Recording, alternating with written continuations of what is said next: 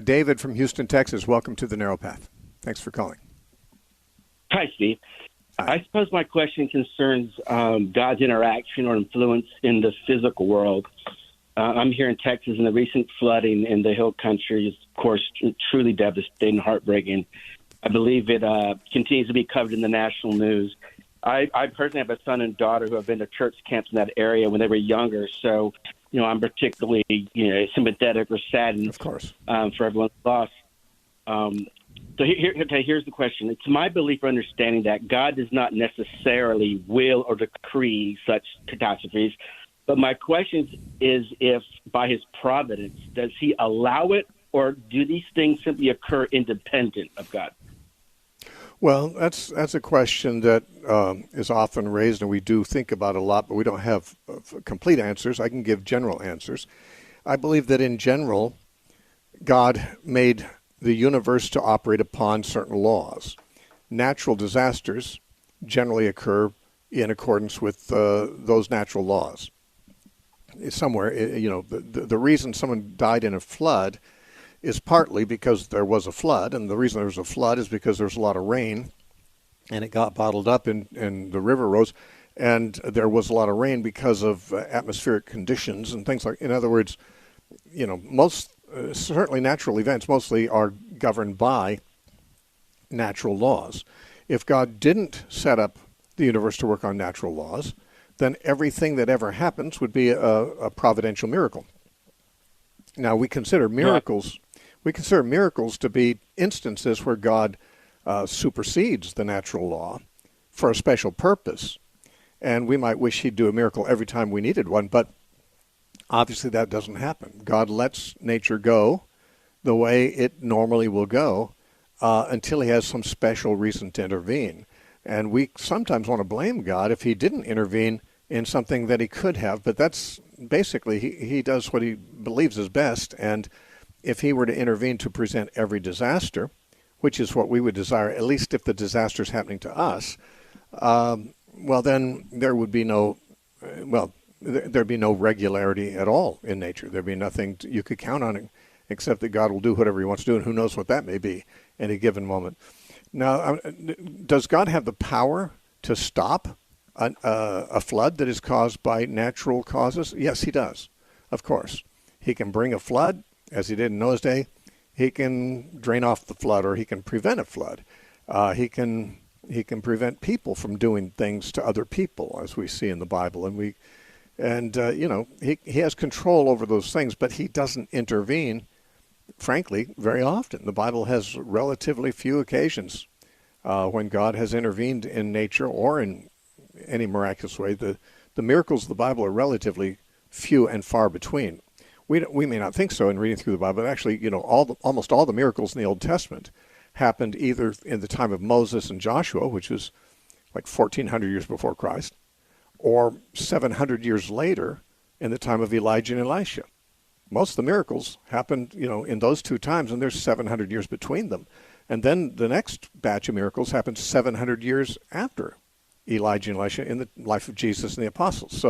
So there's long gaps of almost millennia, between clusters of miracles in the Bible. So the Bible does not teach that God intervenes and does miraculous things very often.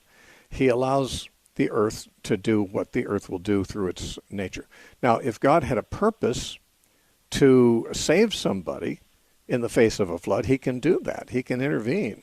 He could stop the flood from even happening if he wants, or in allowing nature to take its course, he could remove them from the place of danger or something else. God has any number of things he can do. The Bible says he has given his angels charge over you to keep you in all your ways. And in their hands they will bear you up lest you dash your foot against a stone. So God, his angels are present, and he can pull you out of danger whenever he wishes to. One thing the Bible makes very clear is that God doesn't always want to pull somebody out of danger, including Jesus. When Jesus said, "Father, if it's your will, let this cup pass from me."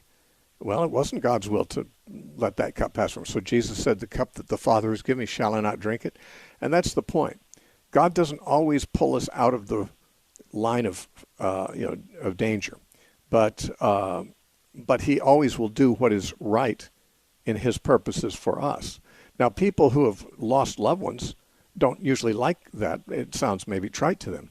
Well, I say it as somebody who had a wife who was killed in an accident, a seemingly meaningless accident. It was on Thanksgiving Day, 1980. She was walking next to the road, and a young man in a pickup truck on his way to his Thanksgiving dinner swung right around a blind turn and hit her, and she was killed instantly. Okay, so could God have stopped that? Of course he could. Did I think that God was wrong not to? Of course not. How could God be wrong?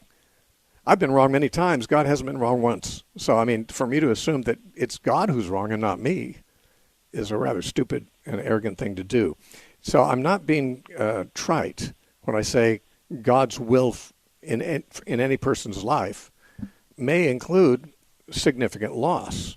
One only has to read the Bible to see that. Every person who is godly seems to have experienced serious trials and significant losses. So, and that was when God was on their side.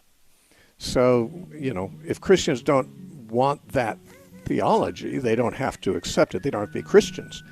But that is Christian theology. God has the power to deliver me from every disaster, every trial, but he doesn't want to. He wants me to experience trials. He goes through them with me. He gives me grace in the trial.